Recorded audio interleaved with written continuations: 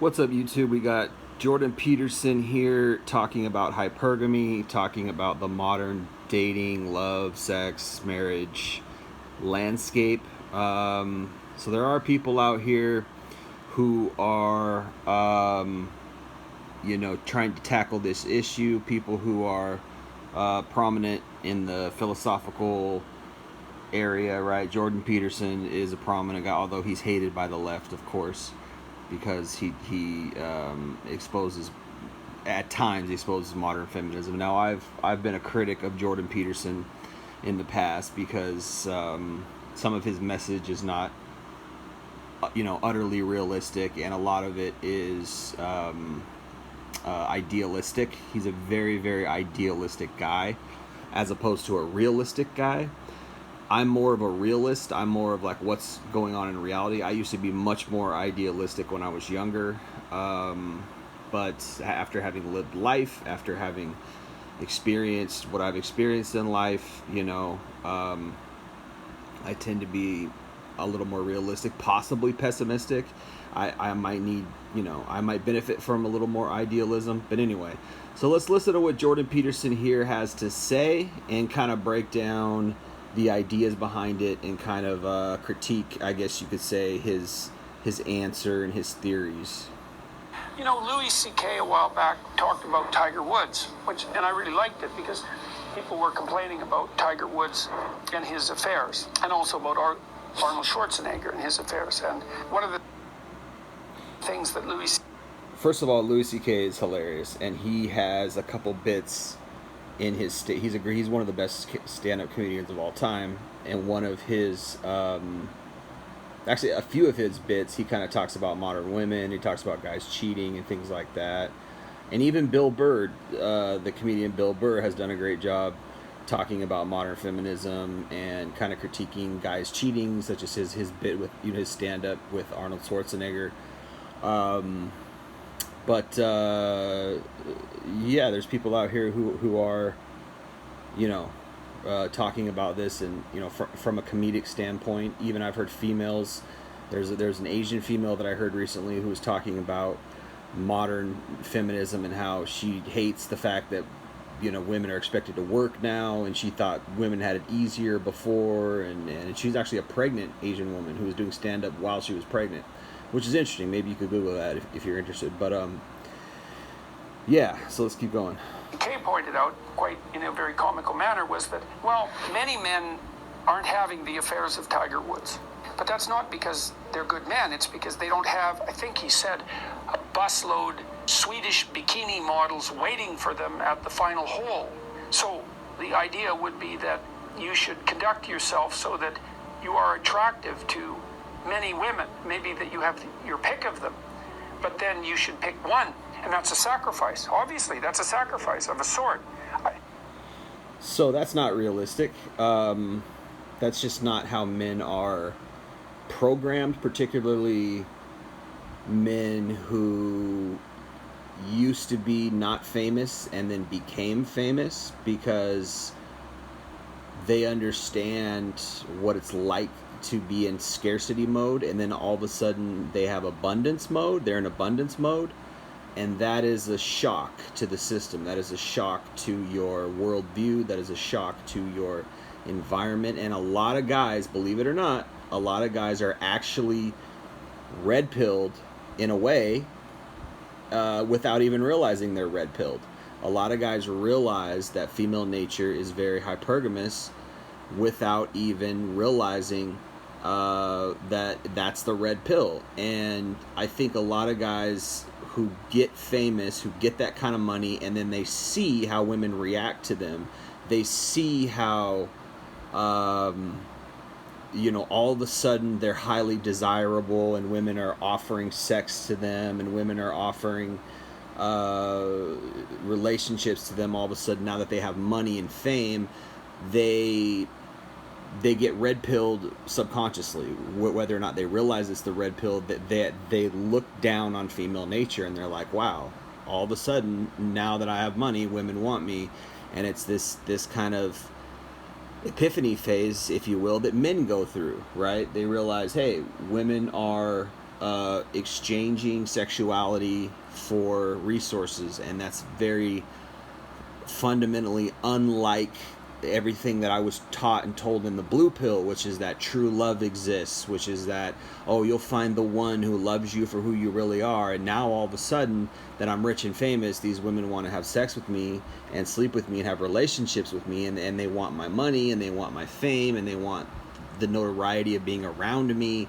And it really kind of red pills men into the mindset that, wow, this is really shameful, this is really shallow of women, and the blue pill is really not that real.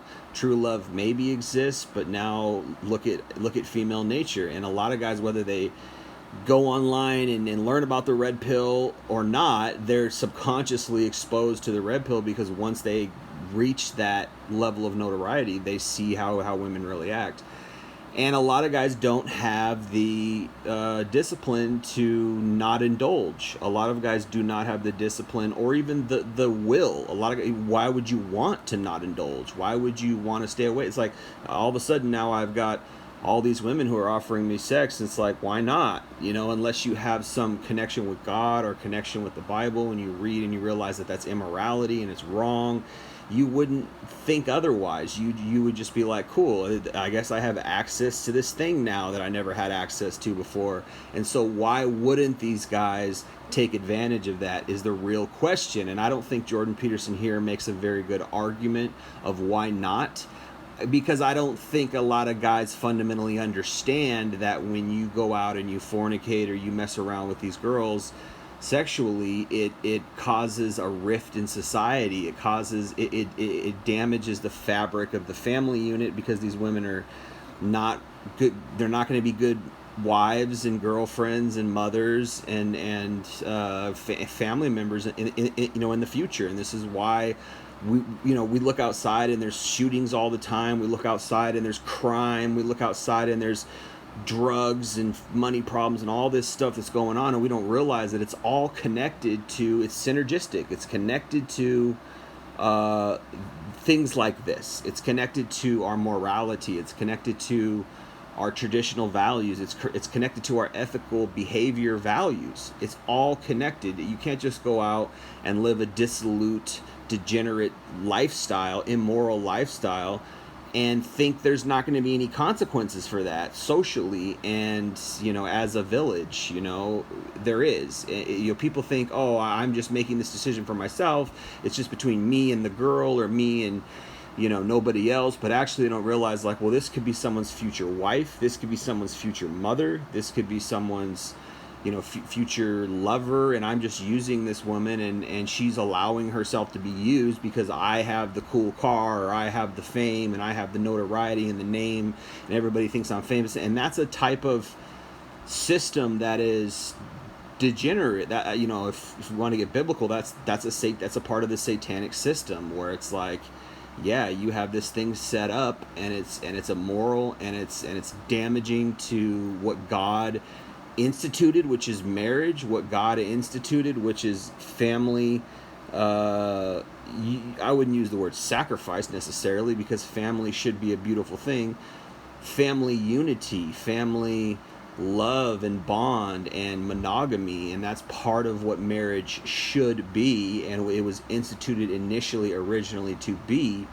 Yet here you see something that's not related to that, that's actually anti that, where these women are chasing these rich guys, these women are chasing these alpha males. And then you start to realize, well, there's something in the biology of a female that is shifting away from what's right. Or you could argue that it's our society, you could argue that it's the downtrend of our culture, and you'd have a good argument there. Yes, the habits and culture and a behavior of a society is a influential thing. It matters. It influences people. If you live in a porn culture where immoral sexuality is normalized, where these push for this degenerate lifestyle is okay and celebrated, and like, you go girl, like, pushed by feminism, which I'm going to get into a second, in another video about how bad feminism is and how it has its roots in Satanism, you realize that, like, that's highly influential. That is something that is going to affect young people, particularly young people when their hormones are strong. It's easy to, and this is why we always talk about in the red pill, like, oh, she's, by the time she's reached 20 years old, she's had sex with like 50 guys. A lot of women, a lot of these young girls out here, they just go out and they just sleep around like it's a culture, because it is a culture, because it's a part of this degenerate, modern world that we live in, and it's socially engineered to be that way, right? It's socially engineered to be that way. So why wouldn't they? And it's also part of their biology. It's a double-edged sword. It's a two-pronged assault on normal, traditional moral values. You've got, on the one hand, you've got this biology, which is hypergamous, which wants the best guy. And so these guys who are uber famous and uber rich and driving these crazy cars and own these crazy mansions, these guys are extremely attractive to women, because their hypergamy is going crazy. They're like, whoa, that's so hot to me. I'm so turned on by this. On the one hand, that's their biology, and you could argue that that's not that's a fallen biology. You could argue that that's a damaged biology, damaged by sin, which was injected in Genesis chapter 3, where Satan came into Adam and Eve, and he was injected into them, and they became transmorphed into something that they weren't. They became damaged. They became fallen. They call it fallen, right? And it's because the sin nature was not in Adam and Eve before that happened, when they ate the tree of knowledge of good and evil in Genesis chapter 3. This happened, and so this is how this is the story of where sin came in. Now, atheists, they want to just say, oh, that's biology, it is what it is, survival of the fittest, hypergamy is normal and natural and real. I've heard that argument. Right, so that on the one hand you got the hypergamy, and then on the other hand you got the culture. You got the satanic culture, which is a double-edged a double-edged sword, a two-pronged weapon, where Satan uses the damaged biology of the female. Now, again, you could argue that it's damaged, or you could argue that it's normal. I don't know. Maybe you could say evolution has gotten. I think Jordan Peterson in here argues that evolution, that's part of evolution that has gotten us to this point where, okay, we've evolved to the point where we're so advanced because women chose quality partners, etc., etc. You could make that argument. I don't think that's real love. I've contended with that concept for many years. Again, I don't think that's real love. I don't think that hypergamy is a part of true love, because if you're you're always looking for somebody better. When you really love somebody, you've chosen that person for their uniqueness. You've chosen that person because you feel like that's your other half, and that's who you really love and want to be with. And the strongest relationships, the strongest marriages are founded with that cornerstone, that this is the person that I want to be with, this is the person that I love, this is the person that is for me. Okay, but if you have a culture and a biology that's hypergamous, a culture that's degenerate, a culture that's filled with dissolution, then what do you get? You get a society that is going out and having indiscriminate sex, which ruins the future pair bonding ability of both male and female, which ruins the concept of monogamy with one partner, ruins the concept of true love, because after these women start having sex with a lot of men, then they start to become calculated, and they start to be shoppers. They're no longer looking for love, they're shopping around for the best guy who's got the best cool things that they want to be around, the best nest, aka nest, aka the home, right? The coolest house, the coolest mansion he owns, and he owns property. I heard a woman talking the other day about how she was in an arranged marriage, and she was happy with him because he owned property.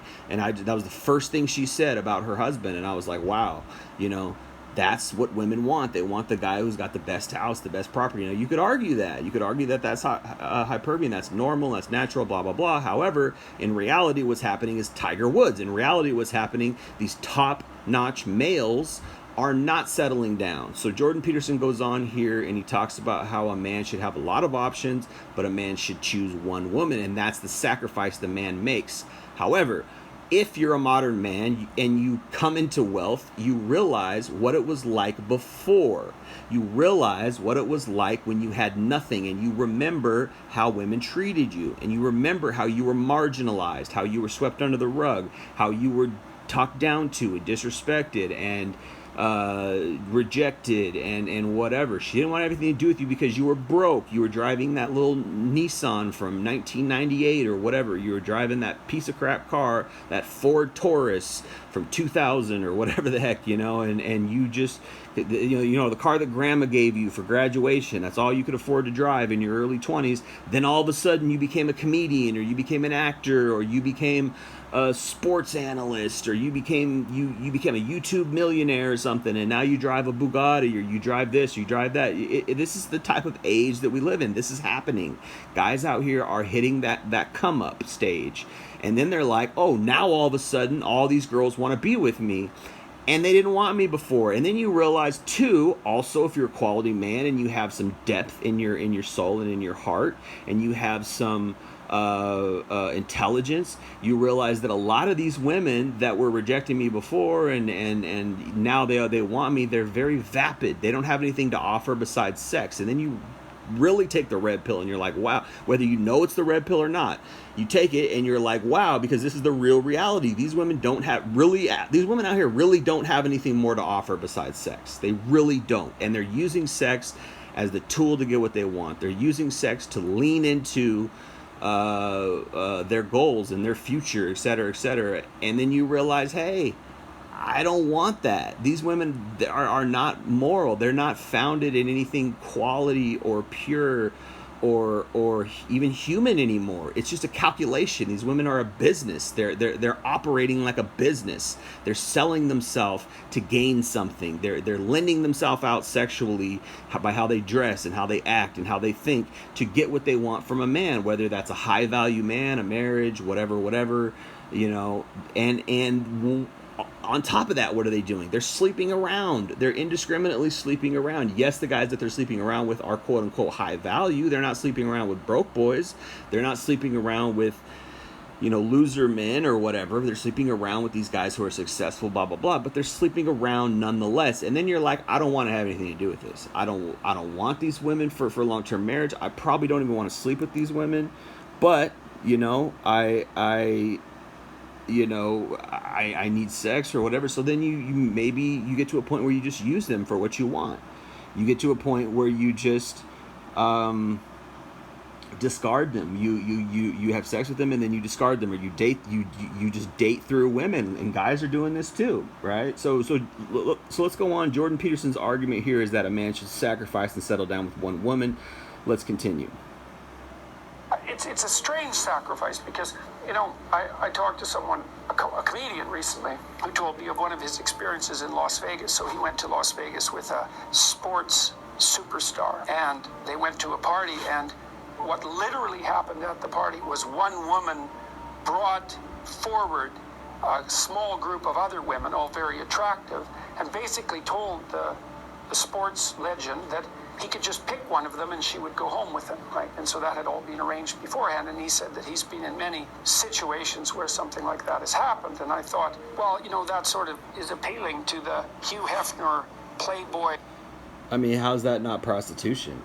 That sounds like a pimp coming around and displaying his girls and saying, hey, you can pick which one you want to go home with. And I wouldn't be surprised if there wasn't an exchange of resources in that equation. Now, what the woman gets out of the equation is she gets to brag and say she slept with a superstar. Oh, I slept with so and so from this band or this sports team or this sports legend. I slept with him, and this is what women, and that tantalizes women, I suppose, right? But if you're a quality woman, that shouldn't tantalize you. That shouldn't. If you're a quality woman, and you could argue and say, well, that's their genetic makeup, so maybe it just is, for like a man, we see a gorgeous woman who's physically gorgeous, and we're like, wow, we just drop everything and we would want to sleep with that woman. That's in our biology, I think. Is it the same for a woman? Is she sees this rich famous guy who's just this star, and is that and she freaks out? Is that in her biology where every woman is like that? I don't know. So it's hard to make the argument that if that is the case, then you would say that none of these women are quality, right? So a guy who's watching this, an average guy, or any guy who's watching this, a high quality man, a famous, any guy who understands that and sees that and says that's the truth, is going. You just by default you would have to say, I don't want anything to do with these women out here, because that's a sick thing. I don't know what that. You know what I mean? Like, it's just a 14-year-old fantasy that sort of gripped our culture from the 1960s onward. But imagine that you sleep casually with 100 women in a 6-month period, or a 3-month period for that matter, or a 3-week period. I don't care. Pick your time frame. And you say, well, what? And you're ecstatic with yourself because you've been validated by this opportunity. And I'm not making light of that. It's not nothing to be attractive to women like that. It's really something to be attracted to women like that. But it isn't obvious to me that your choice to conduct yourself in that manner enriches your life and the life of other people more in any way than picking one person and actually having a relationship. I mean, that's an interesting concept. Is it better to just be with one person? And I would probably say morally, absolutely it's better. But the problem that comes in, as I said this before, and I'll say it again, the problem that comes in is that the red pill realization, the red pill, and this is where Jordan Peterson gets idealistic, and he goes off in idealism, and he doesn't stick to realism. The reality is that guys are realizing that this is how women are. Guys on a massive scale are realizing that this is female nature, and it cheapens the love aspect. It cheapens it. It removes the love aspect, because when you realize that, once I hit that come up, once I'm a high value man, and then all these women want to sleep with me, or all these women want to date me, or whatever, you realize that you're buying love in one way or another. You are buying love. You are exchanging your resources, your fame, your accomplishments, your wisdom, your social status, your status as a man in the world. You're exchanging that for intimacy and sexuality, and this is what women are doing, is they're selling their sexuality. It's not about the special person who I would be with, whether he was broke, rich, poor, in any sick, to for better or for worse, till in sickness and health, till death do us part. It's not about that. It makes you wonder if it ever was about that, right? But it's about, no, now this guy's high quality, he's high value, he's got a nice car, he's got a nice home, now I want him. Before, when he was struggling, I didn't want him. So this is the problem, this is the fundamental problem that men are coming into. And what Jordan Peterson is trying to sell is an idealistic product. He's trying to sell from an idealistic viewpoint. Men, be idealistic and settle down with one woman. However, you have to also accept, in doing so, you have to accept and understand that she wouldn't be with you if you didn't have the money, if you didn't have the success, if you didn't have the status, right? And that's the fundamental problem, where men are like, okay, I'm walking away from that. I don't want that. This is what a lot of men are coming to realize in our society. I went through it the hard way, and guys are out there going, going through it the hard way. A lot of these guys do not start out with a lot of money. A lot of these guys do not start out rich, and they start out on the bottom, and they get treated like they're on the bottom. And then you learn the hard way female nature. You learn the hard way their biology and how they're hardwired, and that's the turnoff. That's the problem, where you're like, okay. So to me, a Tiger Woods or whoever who's just out here, swinging from girl to girl, it makes sense in that aspect, because you realize that, well, they're not worth it anyways. If women were worth it, a guy would actually feel bad about being a womanizer. If these women were out here, if all these women just wanted to love him when he had nothing, it'd be a completely different story.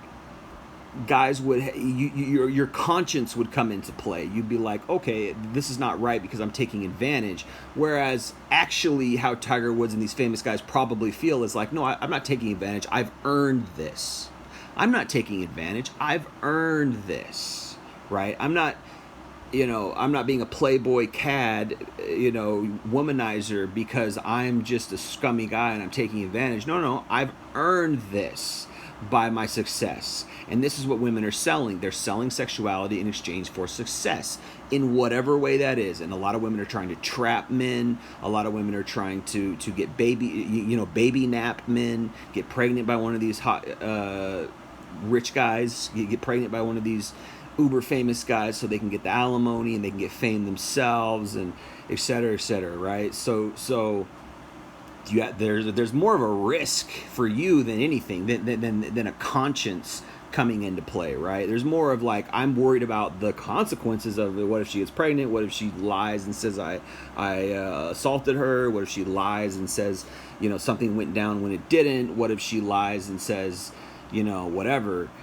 As opposed to like, oh, I feel bad because I shouldn't be doing this because I don't want to be a womanizer because these women are really quality. It's not like that at all. These women are not quality, and this is the problem that guys are coming into, is they realize, oh, most women are not quality because most women are materialistic. Most women, that's a part and parcel with hypergamy, is it's an exchange of sexuality and intimacy and relationships with sex, whatever, for resources, for my fame, for my accomplishments. So why would I do this? So why would I settle down with one woman? Why would I believe one woman is quality?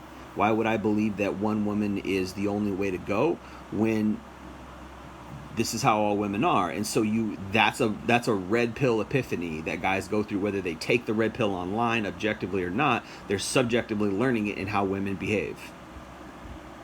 With them. It's only true that promiscuous pathway, let's say, is better if you can actually divorce sexuality from all the other elements of life. You say, well, it's about variety and it's about impulsive pleasure. Maybe it could be even slightly deeper than merely impulsive pleasure. It could be shared impulsive pleasure. But I don't think you can do that because sexuality isn't divorceable from family and from morality and from all the other elements of your life. And if you're mature, you know that. So you make a decision. You make a decision not... Well, he hit that nail on the head. Yes, that's right. Promiscuity is not divorceable from those other deeper things in the sense, or sexuality is not divorceable in the sense that it's going to affect those things later on in life for both people, or probably more so for the woman. You can make that argument, but it's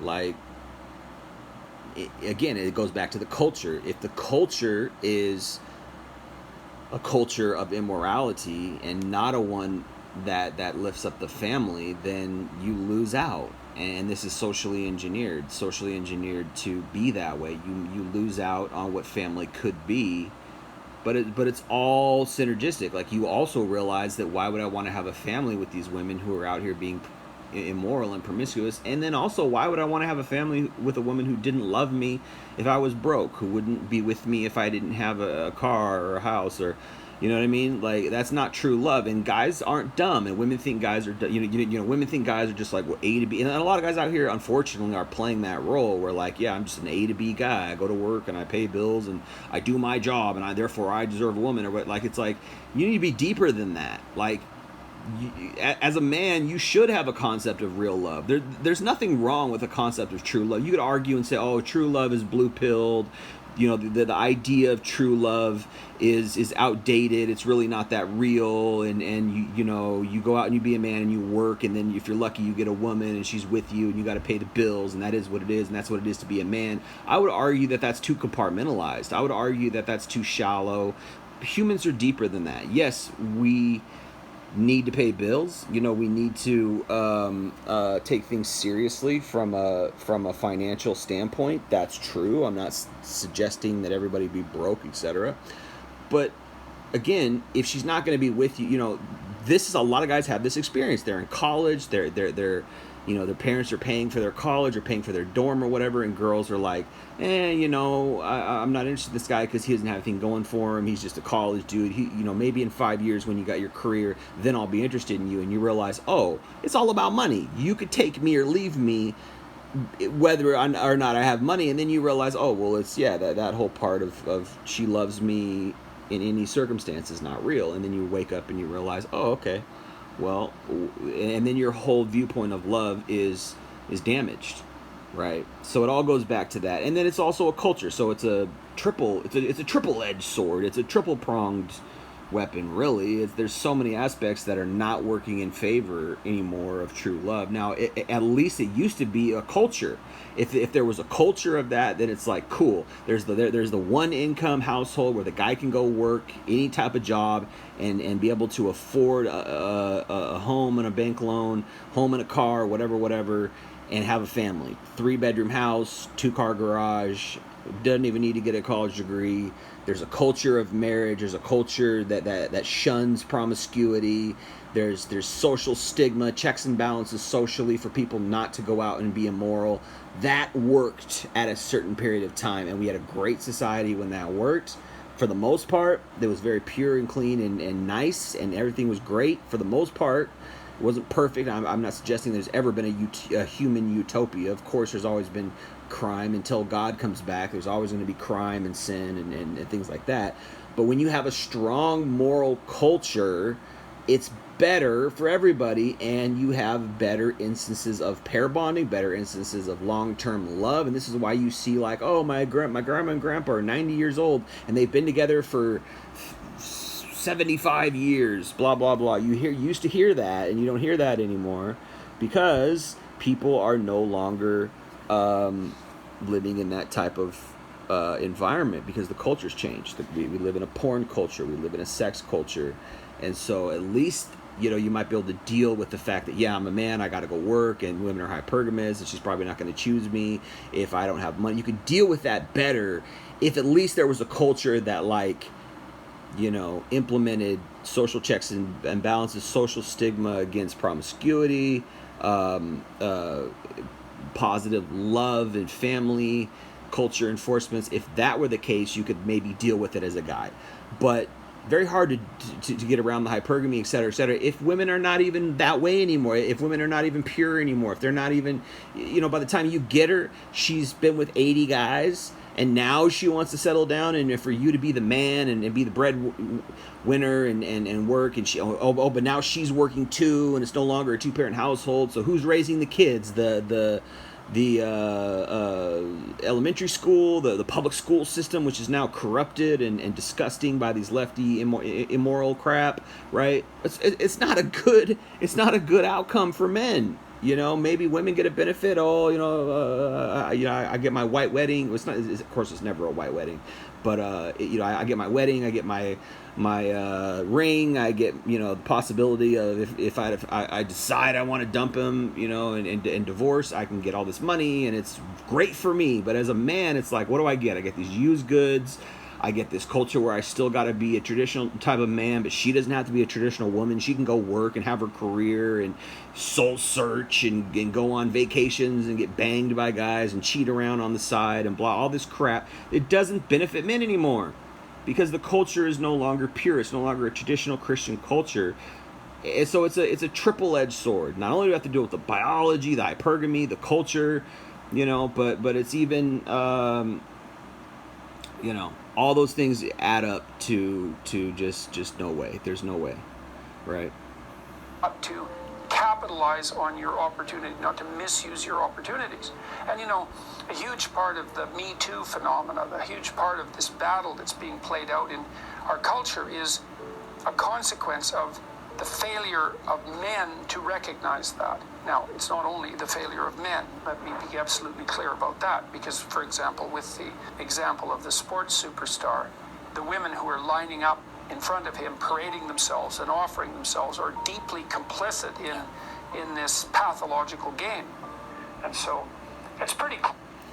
Yeah, he got that right.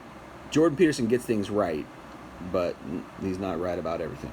clear anthropologically as well that, sexual choice tends towards a Pareto distribution, especially for men. So most men have very little selection at their disposal, and a small number of men have excess opportunities. The question is, what should that small number of men do? And you might say, capitalize on it and to hell with the consequences. And it's a powerful argument, but I do believe it's wrong. It destabilizes the society. And I also don't think it does your soul any good, because the problem with treating other people as casual sexual partners, let's say, is that you also treat yourself that way simultaneously. And I don't think that does you any good, because you're not, unless that's what you want to be. If you want to be a casual partner, well, I wouldn't say that's a particularly noble ambition. You should be able to do better than that.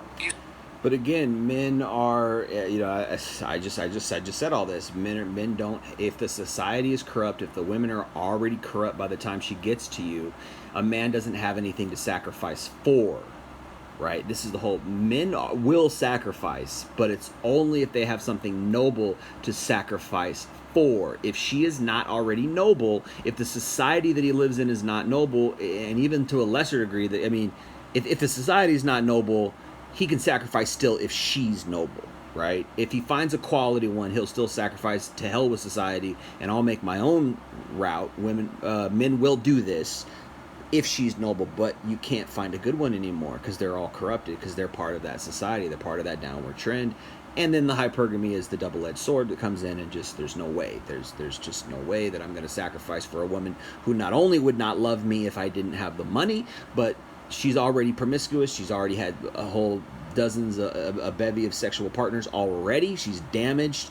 She maybe even be a single mom. She's got all these bad experiences, etc. Why would I settle? Why would I sacrifice for that? No, I'm just going to have sex with her and I'm going to move on. This is what it is. Because you still need the sex. Guys need sex, and so this is I'm not saying that's right. It's obviously not right. It's not moral. It's not the correct answer.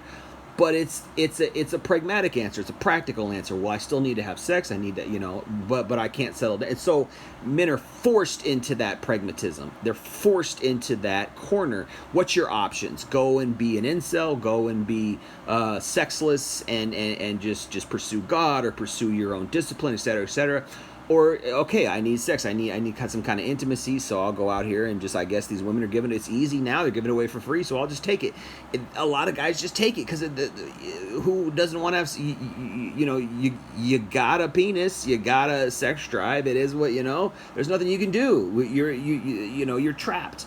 You can't, celibacy, no fap.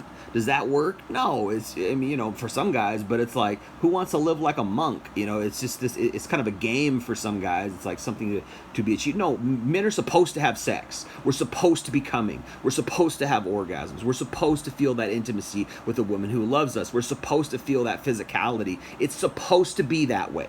That's how nature intended it. That's how God intended it. Everything around that is perfectly normal and right and supposed to be that way. However, it's been corrupted. The pair bonding has been corrupted. The institution of marriage has been corrupted. The concept of sex has been corrupted because it's normal now in this degenerate satanic society to go out and sleep around. So it's already done. It's already messed up. Idealism doesn't work in a system that's already messed up. In a circumstance like this that's already messed up, it does not work. See this? Right. Women are hypergamous, which means they mate across and up dominance hierarchies. And so if you're a male who's successful in a given hierarchy, the probability that you're going to have additional mating opportunities is exceptionally high. It's an unbelievably good predictor of that.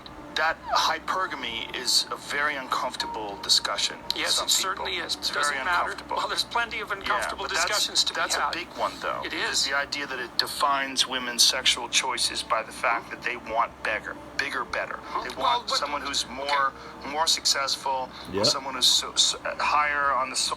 And in my experience, and a lot of guys' experiences, it damages our concept of females in general. It damages our concept of love. It damages our concept of finding the one. It damages our concept of true love, of marriage, of everything. It's all damaged because of that hypergamy. Because it's like, hey, yeah, she's not going to love me if I don't have any. This woman is not loyal. Because if you're hypergamous, it kills loyalty. Hypergamy is not synonymous with loyalty. It's an antithesis to loyalty.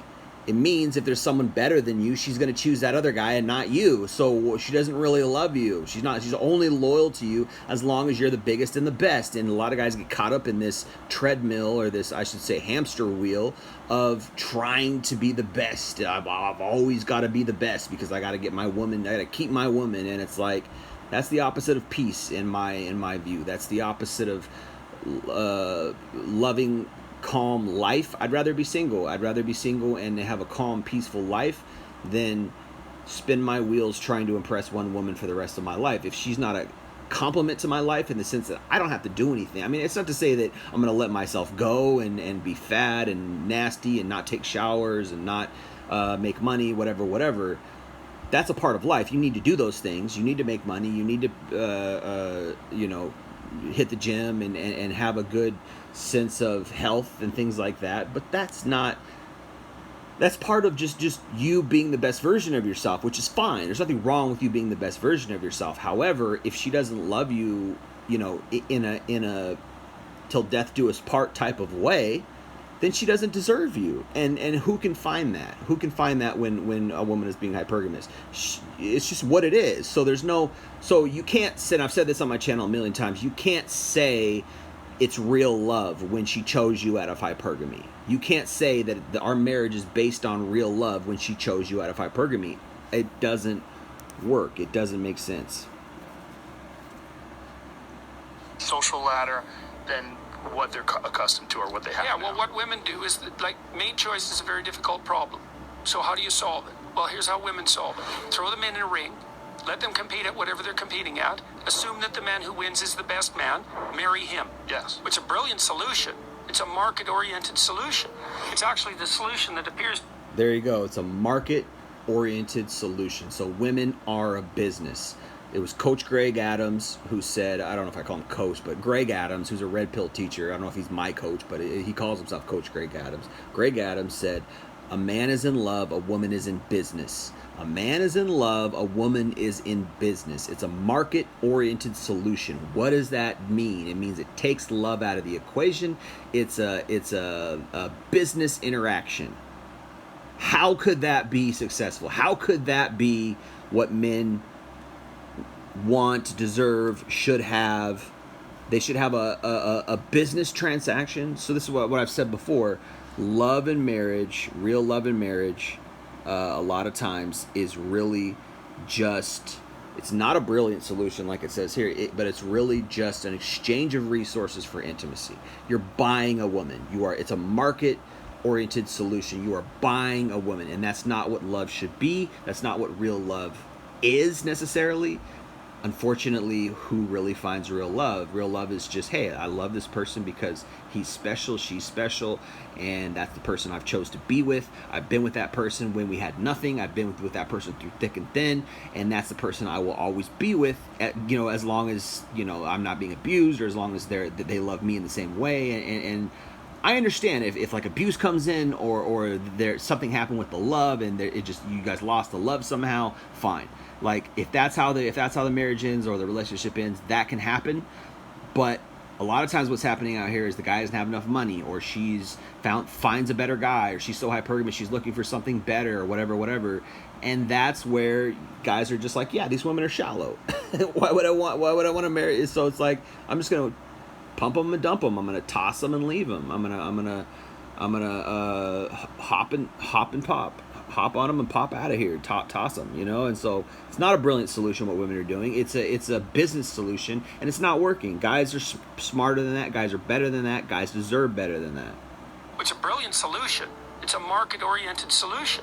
It's actually the solution that appears to have driven our evolutionary departure from chimpanzees. It's a biological solution. There you go. There you go. So it's based in atheism. So that concept is based in atheism. And here we go into the argument of, is that how we're supposed to evolve? Is that how we're supposed to be? Now, I've heard Jordan Peterson talk about he believes in the Bible and maybe even believes in God and all this stuff. But what he just said there was an atheistic concept. It's how we evolved from chimpanzees. Maybe. I don't know. Maybe, I don't want to go off on a tangent. I don't have the time in this video anymore, but I would just say that that's not real love. I don't think that's what God intended. I think that, yes, on the one hand, we need to be working. We need to take care of a family. We need to have the ability to provide as men and things like that. Everybody does. We need to survive. But when it becomes a market oriented solution, or a market oriented event where it's all about, I'm choosing the best mate, whatever, then it becomes a business. Then it becomes a system. Then it becomes something that's no longer organic. It's no longer real love. And that's where guys are like, all right, you lost me on that on ramp, because I can't. At least for me, like, I'm too smart to be like, I was loved. I don't know about a lot of these guys out here, who are just cut and dry, in a compartment, in a like, they're in the Matrix. You're in the Matrix if you do this. You're in the Matrix if you are out here working so you can afford a wife. There's nothing more in the Matrix than that. Solution, but it has a cost. What is the cost? Well, the cost is polygamy, and so we rein that in with enforced monogamy. This is another point I was making that didn't get covered. What he just said also totally makes sense. So again, he's coming from an idealistic, but also a social, anthropological, realist viewpoint. He's mixing idealism with that social anthropological viewpoint. Is that if you're dating, if the top 80% of women are dating the top 10-20% of men, you get polygamy. You get guys who are going to have multiple women. And this is what we're seeing in today's society. The guys at the top are getting all the women. The guys at the bottom and the middle are getting no women, right? And so then you have enforced monogamy. Now, you could argue that I talk about that when I say, these societies, and that, okay, maybe that's true. Maybe that's best for everyone. Enforced or socially enforced monogamy, not law enforced monogamy, but socially enforced monogamy. Okay, maybe, because that would benefit the average guy. But you have to argue, if women are not satisfied, then what are women anyway? They're just these hypergamous, monkeys who are trying to evolve, and it's just like, I don't want any parts of that, because that's not God to me. That's not humanity to me. That's not righteousness to me. That is animalistic. I'm not an animal. I might be a mammal, but I'm not an animal. I don't think that way. I'm not like, me give you monkey, me monkey, me give you banana, you give me sex. Like, that is so shallow. No, I'm deeper than that, right? In the article, I wrote about it somewhat extensively on my blog, is that society's tilt towards monogamy across the world is human universal. Now, that doesn't mean that people don't have polygamous or polyamorous tendencies, because they certainly do. And it's certainly also the case that one of the ways that women gerrymander this system is that, say you're married and you have children with your husband, but you also have an affair. So you have a child by another man. That's more common than anyone suspected. So part of the way that women solve the problem that you're... Yeah, a lot of women out here are in marriages, and then they get pregnant by another man, and they lie and say it's that guy's child.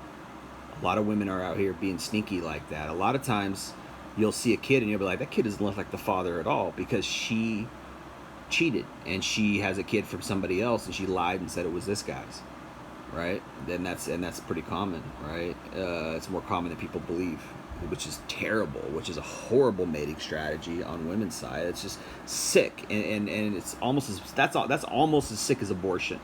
Why, if you're a man and you marry a woman who's leftist and understand that she's pro-abortion, you are doing yourself a massive disservice. That's a sick woman. That's a highly degenerate, highly immoral, highly sick woman, and it's a highly sick woman who would do a kind of sly, cheaty thing, is cheat on the guy, marry a high status guy, or marry a docile guy who's a good breadwinner, and then cheat with these physically alpha men. And a lot of women do that, and it's sick. Just describing, and I'm not saying anything for this or against this. This is a purely factual biological claim. Is they pick a monogamous marriage and they cheat with high status guys. Sick. Now, obviously in the confines of the marriage, that's a terrible thing, but... That's a very uncomfortable subject, though, for women in particular. It's an uncomfortable subject for everyone. Right, but it's a terribly uncomfortable subject. They don't like the idea that this is a common thing, that women choose a safe man that is willing to be monogamous with them, and perhaps maybe they're above him in a social class or in sexually, and then they'll cheat with someone who is Yeah, above well, it's them. it's common, but it's not the norm, right? It's still. And I've talked about that for many years, about how women will do that. They'll settle down with a docile beta lefty docile beta provider guy. And a lot of these guys think they're alphas, but they're actually being used because they're beta. And women know that they're beta because these guys can only get sex when the women are ready to settle down. The alpha guys are out banging the girls left and right, and that's the guy that's the guy that the girls highly want. He's the highest value guy, and they can't get that guy. They can't tie that guy down to a marriage, so they go and they get this weaker guy who's not successful, who's not as good looking, he's not tall and muscular, and he's just got a good steady job, and he's a steady docile beta provider, and they'll settle down with that guy and they'll cheat, right? And this is what a lot of women out here are doing behind the scenes, and it's so easy to do because it's so easy to just get an extra phone and just get a Tinder account or a hookup app account and just go hook. It's so easy to do if you're a woman. So easy in today's day and age. And women are smarter than people think. They're just subtle. They pretend to be stupid. They pretend to be shy and ignorant and passive and incompetent or whatever. They pretend like they're not shrewd and calculating and manipulative and and highly intelligent when they're actually they are, highly intelligent in a solipsistic way, I should say. They're very good at cheating, and this is why a lot of times people say, men cheat more than women because women are just better at doing it. Women don't get caught, right? So there you go. The norm not to do that. The norm is fidelity. Right. But there's plenty of exceptions. And this is enforced monogamy. You have an intimate relationship. Yeah, the norm is fidelity, sort of. There's a veneer of normalcy and fidelity, but behind the scenes, a lot of women are calculating, thinking about monkey branching onto another guy, cheating on the side, secretly missing their alpha ex who cheated on her and slept with a bunch of women, and she's still sexually attracted to him. She wants that guy. Secretly wishing she was with the guy who had the huge penis, and he's with all the girls, secretly lusting after celebrities and all this, so the norm is not necessarily fidelity when all that kind of stuff is going on behind the scenes, which is what women don't talk about. They act like, oh, it's all good, the marriage is great, blah blah blah. Had it for 10 years. You trust your partner. So what does that mean? You know where you are, you know who you are, and you have a pretty good idea of where you're going. And then one day you'll find out that your partner has been cheating on you, not with one person, but with 3 people. There you go. And for the whole 10 years. Well, hypothetically, that comes as a shock. There you Although go. you may have ignored many intimations that such might be the case. Irrelevant. Let's say it comes as a shock. Well, what happens to you? Well, you don't know where you are. You don't know where you've been. That's interesting, eh? Because you think you know where you've been because you've already been there, but all of a sudden... What he means is you can't trust your partner. You think that you live in this life where you live in this wonderful marriage and you trust your partner, and you realize the whole thing has just been a sham. You've been duped, and you're with somebody who's a cheater. You're with somebody who's not who they pretended they were. She gaslit you. She put on a different act around you, and 5-10 years into the relationship you realize she's somebody completely different, and she's been lying to you, etc., etc. And this is why I say men need to take the red pill. Men need to be red pilled on female nature objectively in an educational way, because it saves you from this. You learn how to spot the red flags. You learn how to properly vet a woman. You don't just take any woman that comes along, and women will actively try to do this with scarcity tactics. This is why women, this is part and parcel with hypergamy. This is part of why women are hypergamous. They will create a scenario of scarcity so that men have no other opportunities but to take whatever they can get. And this means that what they can do is they can go sleep around and they can go have their fun, and then they will always have a docile beta provider guy to fall back onto when they want to settle down, have kids, and live a normal life. And yet they will still be cheating on the side because, whatever reason, they just can't give up good dick. They can't give up these alpha guys out here who would never settle down with them but would only have sex with them. They can't give that up, right? They've always got to have that, but they got to have their docile provider too. So they live the best of both worlds, and you could argue that that's human nature to get the best of both worlds in every scenario, whatever. You could argue that, but It's sick. And this is where women are not idealistic. This is where women are opportunistic. And I always say this: men love idealistically, women love opportunistically. This is where that difference is that a man will sacrifice for a woman financially or sexually or whatever because he believes in the concept of idyllic love. Yet women will love a man because he checks off boxes, because he checks off standards that she has in a man. He's got a good job, he's amiable, he's pliable in his personality, he meets me on some emotional levels, whatever, and he's cooperative with me, and it's like this little co-op 50-50 that they like to say, oh, it's a 50-50 relationship, woo woo woo, right? Even though, I don't want to get into that, but it's not, it's a lot of times she's running the show, a lot of times she really has the power and control in the relationship, and he's just along for the ride because he's like, hey, I'm getting sex and I'm happy, even though she probably doles out sex to him like once a week or every couple days maybe, and she doesn't ever give him a BJ, or she doesn't, she's really not that sexually attracted to him, but he checks off all the other boxes, right? And this, if she was sexually attracted to him, then he probably would have other women. And this is part of hypergamy too, is that not only do they want the guy with money, but they want the guy who's sexually attracted to all these other women in a pre-selection type of way. Oh, we want pre-selection, meaning all the other women want him too, but I got him, This makes me feel like I won at life. It's all the other women wanted him, but I'm the one who got him, right? But if all the other women want him sexually, then what happens is he's gonna be with all these other women too. So they can't have that because a lot of women today do have. They're okay with that. They're okay with sharing that man, but it's not good for a family. She wants to raise kids. She can't have the dad out cheating. I'm just gonna be with this docile guy, and then I'll cheat on the side, and he'll help raise the kids. He'll provide the finances, whatever. And she wants that control. She knows that he's not gonna cheat on me because I'm the best he could get, because he can't get anybody else. And women will actively search out guys who can't get anyone else, so they can manipulate them into a long-term relationship while they cheat.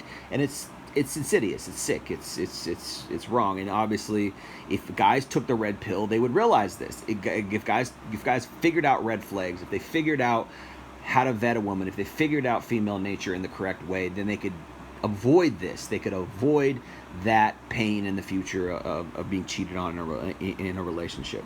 Something can happen so that you are so flipped over that you don't even know where you were. So that means, in some sense, the past is dependent on the present, a very peculiar thing. You also have no idea where you're going. In terms of not knowing where you are, that's deep, because you might think, well, I thought I was in a marriage. That turns out to be wrong. I thought I knew who my wife or husband was. That turns out to be wrong. I concluded on the basis that I knew my wife, that I knew something about women. That turned out to be wrong.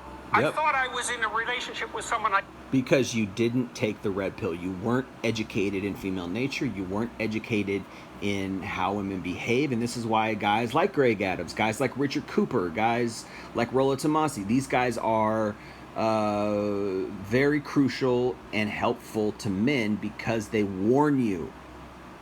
Voltaire said, is anyone so wise as to learn from the mistakes of others? Is anyone so wise as to learn from the mistakes of others? You learn female nature from the men who've been there and have warned you, hey, be careful. Don't get in a relationship with this type of woman. Vet her in this way. Here's how you can tell she's been promiscuous. Here's how you can see the red flags. Here's how you can be cautious and not get into a relationship where a woman will cheat on you. Trust, that is wrong. I don't know enough about trust. I'm obviously too gullible. And so what that does is throw virtually everything that's ever happened to me in severe doubt, right? That's the emergence of chaos. That's the emergence. Like, there you go with Jordan Peterson always saying chaos. Well, yeah, it is, right. That's the emergence of the red pill. You learn the red pill the hard way, and you're like, wow, these women out here are not what I thought they were. My blue pill idealism went out the window when I got cheated on. Right? My blue pill idealism went out the window when I learned that she was, has a kid from another guy and lied and said it was my kid. My blue pill idealism went out the window when she admitted to me that she slept with 200 guys before she met me. There you go. And it's like, this is why you vet. And if you listen to my channel, you realize that like what I say is like, how could you date any of these modern women? How could you settle down with any of them? They're all promiscuous to one degree or another. Maybe she slept with 10 guys. That's still a lot of guys. Maybe she slept with 50. Maybe she slept with 100. Any number past 2 or 3 is too much. She's been with too many guys, and are any of them great? Maybe in church, maybe you can find a good one. Maybe God has someone out there for you, and that's the hope that I have. That's the hope that I put out, is that maybe there's one out there that's just different, and you get lucky. But for the most part, they're damaged. For the most part, they're used goods. For the most part, they're probably going to manipulate you, or at least half of the part, or 40% they're going to try to manipulate you, or 40% or 50%, 60, 70% is hypergamous, right? So how can you win? And this is why men are dejected. This is why men are forlorn and sad and going through all this existential crisis, because we want love too. This whole radical feminist lie that all men want is sex and we're all dogs and all this crap is such a detrimental thing, such a horrible thing to put on young men who don't deserve it, who that's not how they really are, and we're being compartmentalized and told that we're these horrible, sex hounds, when really they're the ones who are out having the most sex. They're the ones who are cheating. They're the ones who are out, fulfilling their immoral lusts, etc. Right? And they're doing it not with every guy. It's indiscriminate, but it's with the high status guys, right? And so the average guy out here can't even fulfill that lust, can't even be a sex hound, etc., right? So there you go. That's Jordan Peterson. That's me just doing a breakdown of his, what he says about hypergamy. You have to take the red pill. Jordan Peterson is kind of purple pilled, I would say. He's a purple pill guy. He's not fully red pill, not fully blue pill, and there's a lot that he misses when it comes to the red pill. You have to have these, you have to fill in the blanks. You have to have this well-rounded viewpoint of the real situation. You can't just say, oh, well, it's this way, it's that way. Men need to be sacrificial and idealistic, and yes, be a high-value man and work hard, but only settle down with one woman. It's not, that's even that doesn't happen that much, and that's not really the way to go. The way to go is that we need a better society. We need better women out here. We need more pure women. We need people who are not sleeping around. And where can you find that? I don't know. So the solution is just to be single and pursue God, is what I would say. Pursue God, pursue righteousness, and not be a part of this downward trend society, not be a part of this downward trend cycle of a degenerate culture, and just be a separatist. I'm not saying be a monk per se, but you got no other choice. If you want to be moral and righteous, you can't go sleep around. You can't pursue your passions as far as, well, I need sex and I gotta go. It's hard, and it requires discipline and sacrifice, in the sense that yeah, you gotta buckle down and figure it out. But it's hard, man. It's hard to be a man, and that's just the solution. Or, I mean, not the solution, but that's the answer here, is that there is no answer. The answer is that it's just, you gotta suffer, and it's hard. And I would say, enjoy. This is what I always say, is just enjoy your life. So try to find a hobby, try to find something else, and if you gotta, if you're horny or whatever, and you gotta do what you gotta do that, and just, try not to go out and get caught up with a woman. Try not to go out, because there's so many traps out there. There's so many grenades and out there in grenades in the bushes or whatever. Landmines that you got to walk around that could really mess you up in life. And it's like, what can you do? And if you find a good one, you find a good one. And you're lucky. You could pray for a good wife. You could pray for a good relationship, and maybe God will help you, and maybe you'll find one. But it's such a damaging culture. It's such a downward trend. So easy to have sex if you're a woman. So easy to fall into their baser instincts. We're not animals. We're not, evolved from chimpanzees, whatever. We're human beings. We're created in God's image.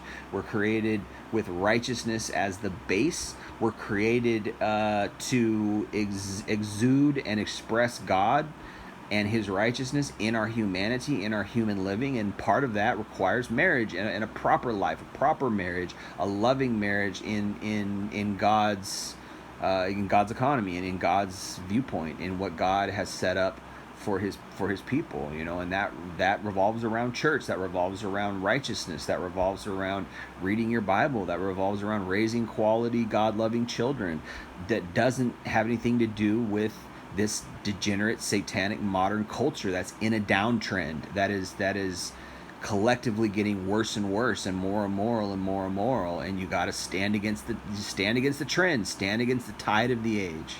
All right, and that's all I got to say for today. Appreciate you guys listening. It's Jay Lee Northwest Podcast. Peace.